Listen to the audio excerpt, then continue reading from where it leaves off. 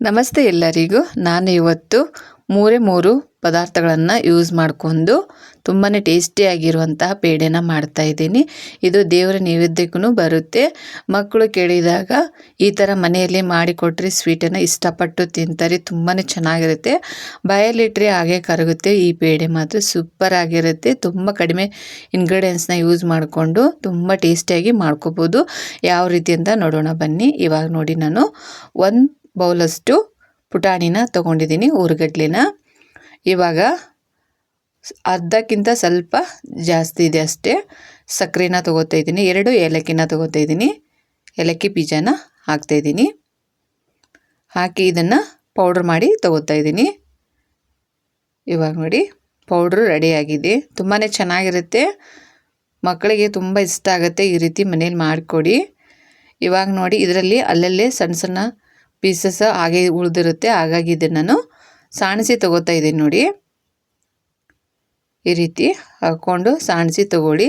ಹಾಗೆ ಡೈರೆಕ್ಟನ್ನು ಹಾಕ್ಬೋದು. ನಾವು ಪೂರ್ತಿಯಾಗಿ ಸಣ್ಣಗೆ ನಾವು ಗ್ರೈಂಡ್ ಮಾಡಿಕೊಂಡ್ರೆ ಈ ರೀತಿ ಮಾಡೋ ಅವಶ್ಯಕತೆ ಇರಲ್ಲ. ಆದ್ರೂ ಒಂದು ಸಲ ಈ ಥರ ಸಾಣಿಸಿ ತೊಗೊಳೋದ್ರಿಂದ ಮೇಲಿರುವಂಥ ದೊಡ್ಡ ದೊಡ್ಡ ಪೀಸಸ್ಸು ಹಾಗೆ ಮೇಲೆ ಬರುತ್ತೆ. ಹಾಗಾಗಿ ನಾನು ಸಾಣಿಸಿ ತೊಗೊತಾ ಇದ್ದೀನಿ. ನೋಡಿ, ಇಷ್ಟೊಂದು ಬಂದಿದೆ.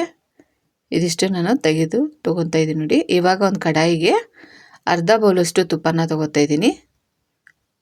ಇವಾಗ ನೋಡಿ, ನಿಮಗೆ ಶುಗರ್ ತುಂಬ ಇಷ್ಟ ಅಂದರೆ, ಸ್ವೀಟು ತುಂಬ ಇಷ್ಟ ಅಂದರೆ 1 ಬೌಲಷ್ಟು ಸಕ್ಕರೆ ಆ್ಯಡ್ ಮಾಡ್ಕೋಬೋದು. ಇವಾಗ ನೋಡಿ, ತುಪ್ಪನ ಚೆನ್ನಾಗಿ ಇದನ್ನು ಕಾಸ್ಕೋಬೇಕು. ಫಸ್ಟು ನೋಡಿ, ಈ ರೀತಿ ಚೆನ್ನಾಗಿ ಕಾಸ್ಕೊಳ್ಳಿ. ನಿಮಗೆ ತೋರಿಸ್ತೀನಿ, ಆ ರೀತಿ ಕಾಸ್ಕೋಬೇಕು. ನೋಡಿ, ಇವಾಗ ಸೈಡೆಲ್ಲ ಕುದಿ ಬರ್ತಾ ಇದೆ. ನೋಡಿ, ಈ ರೀತಿ ಚೆನ್ನಾಗಿ ಕುದಿಸ್ಕೋಬೇಕು ತುಪ್ಪನ.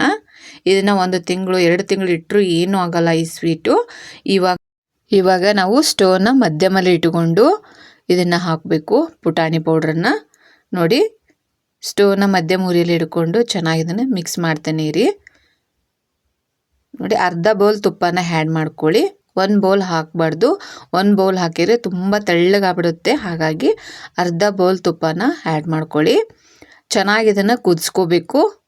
ಮಧ್ಯಮ ಉರಿಯಲ್ಲಿ ಚೆನ್ನಾಗಿ ಕುದಿಸ್ಕೋಬೇಕು. ಇವಾಗ ನಿಮಗೆ ಕಲರ್ ತೋರಿಸ್ತೀನಿ, ಯಾವ ರೀತಿ ಕಲರ್ ಚೇಂಜ್ ಆಗಬೇಕು ಅಂತ. ಅಲ್ಲಿ ತನಕ ಚೆನ್ನಾಗಿ ಕಲರ್ ಚೇಂಜ್ ಆಗೋವರೆಗೂ ಚೆನ್ನಾಗಿ ಇದನ್ನು ಹಿಟ್ಟನ್ನು ಕುದಿಸ್ಕೋಬೇಕು. ಇವಾಗ ನೋಡಿ, ಇದು ರೆಡಿಯಾಗಿದೆ. ಈ ರೀತಿ ಗಟ್ಟಿ ಆಗಬೇಕದು. ತುಪ್ಪದಲ್ಲೇ ಕುದ್ದು ಈ ರೀತಿ ಮಾಡಿ ಇಟ್ಕೊಂಡ್ಬಿಟ್ರೆ ನಾವು 2 ತಿಂಗಳನ್ನು ಸ್ಟೋರ್ ಮಾಡಿಟ್ರು ಏನೂ ಆಗಲ್ಲ. ತುಂಬ ಚೆನ್ನಾಗಿರುತ್ತೆ. ಬಾಯಲ್ಲಿಟ್ಟರೆ ಹಾಗೆ ಕರಗುತ್ತೆ ಈ ಸ್ವೀಟು, ಅಷ್ಟು ಚೆನ್ನಾಗಿರುತ್ತೆ.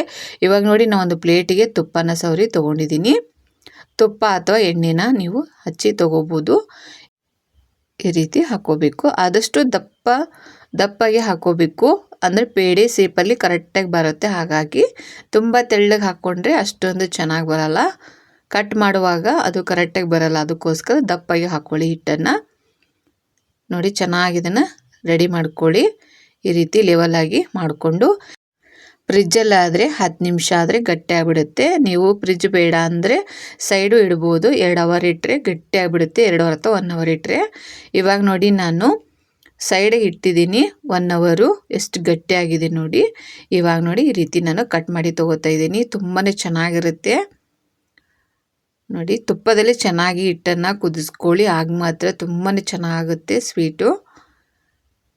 ಇವಾಗ ನೋಡಿ, ಒಂದು ಸೈಡಿಂದ ನಿಮಗೆ ತೋರಿಸ್ತಾ ಇದ್ದೀನಿ ತೆಗೆದು, ಎಷ್ಟು ಚೆನ್ನಾಗಾಗಿದೆ ಅಂತ. ಸ್ವೀಟ್ ಮಾತ್ರ ಬಾಯಲ್ಲಿಟ್ಟರೆ ಹಾಗೆ ಕರಗ್ತಾ ಇರುತ್ತೆ. ಮಕ್ಕಳಿಗೆ ತುಂಬ ಇಷ್ಟ ಆಗುತ್ತೆ. ನಾನು ಕಟ್ ಮಾಡುವಾಗಲೇ ನಮ್ಮ ಮಕ್ಕಳು ತೊಗೊಂಡು ತಿಂತಾಯಿದ್ರು. ಹಾಗಾಗಿ ಅದು ಮೊದಲನೇ ಪೀಸನ್ನು ತೋರ್ಸೋಕ್ಕೆ ಆಗಲಿಲ್ಲ. ತುಂಬಾ ಚೆನ್ನಾಗಿರುತ್ತೆ ಸ್ವೀಟ್ ಮಾತ್ರ. ತುಂಬ ಬೇಗ ಮಾಡ್ಕೋಬೋದು. ಇದು ದೇವರ ನೈವೇದ್ಯಕ್ಕೂ ಬರುತ್ತೆ. ಹಾಗಾಗಿ ಇವಾಗ ಶ್ರಾವಣದಾಗ ಈ ರೀತಿ ಏನಾದರೂ ದಿಢೀರಂಥ ಸ್ವೀಟನ್ನು ಮಾಡಿ ದೇವರಿಗೆ ನೈವೇದ್ಯನ ಮಾಡ್ಬೋದು. ನೋಡಿ, ಎಷ್ಟು ಚೆನ್ನಾಗಿದೆ ಅಂತ. ತುಂಬ ಚೆನ್ನಾಗಿರುತ್ತೆ. ಇದು 2 ತಿಂಗಳು ಸ್ಟೋರ್ ಮಾಡಿ ಇಟ್ಟರು ಏನೂ ಆಗಲ್ಲ. ಮಕ್ಕಳಿಗೆ ಅಂತೂ ತುಂಬಾ ಇಷ್ಟ ಆಗುತ್ತೆ. ನೋಡಿ, ಎಷ್ಟು ಚೆನ್ನಾಗಾಗಿದೆ ಅಂತ. ಕೇವಲ 3 ಪದಾರ್ಥದಲ್ಲಿ ಟೇಸ್ಟಿಯಾಗಿರುವಂತಹ ಸ್ವೀಟು ರೆಡಿ ಮಾಡ್ಕೋಬೋದು ಮನೆಯಲ್ಲೇ. ನಾವು ಬೇಕರಿಯಲ್ಲಿ ದುಡ್ಡನ್ನು ಕೊಟ್ಟು ತೊಗೊಳ್ಳೋ ಬದಲು ಈ ರೀತಿ ಮನೆಯಲ್ಲೇ ಕಡಿಮೆ ಖರ್ಚಿನಲ್ಲಿ ಮಾಡ್ಕೊಂಡು ಇಟ್ಕೊಂಡ್ಬಿಟ್ರೆ ಮಕ್ಕಳಿಗೆ ಇಷ್ಟ ಆಗುತ್ತೆ. ದೇವರ ನೈವೇದ್ಯನೂ ಮಾಡ್ಬೋದು. ತುಂಬಾ ಚೆನ್ನಾಗಿರುತ್ತೆ ಟೇಸ್ಟ್ ಮಾತ್ರ. ನೋಡಿ, ಎಷ್ಟು ಚೆನ್ನಾಗಾಗಿದೆ ಅಂತ. ನಿಮ್ಮ ಬ್ಯುಸಿ ಲೈಫ್ನಲ್ಲೂ ಬಿಡುವು ಮಾಡಿಕೊಂಡು ನಮ್ಮ ವಿಡಿಯೋ ನೋಡಿದ್ದಕ್ಕಾಗಿ ತುಂಬ ಧನ್ಯವಾದಗಳು. ಹೆಚ್ಚಿನ ರೆಸಿಪಿಗಾಗಿ ಸ್ವಯಂ ಸವಿರುಚಿ ಆ್ಯಂಡ್ ಬ್ಲಾಗ್ ಚಾನಲ್ನ ಸಬ್ಸ್ಕ್ರೈಬ್ ಮಾಡ್ಕೊಳ್ಳಿ. ಮತ್ತೆ ಭೇಟಿಯಾಗೋಣ ಮುಂದಿನ ರೆಸಿಪಿ ಒಂದಿಗೆ. Thank you for watching.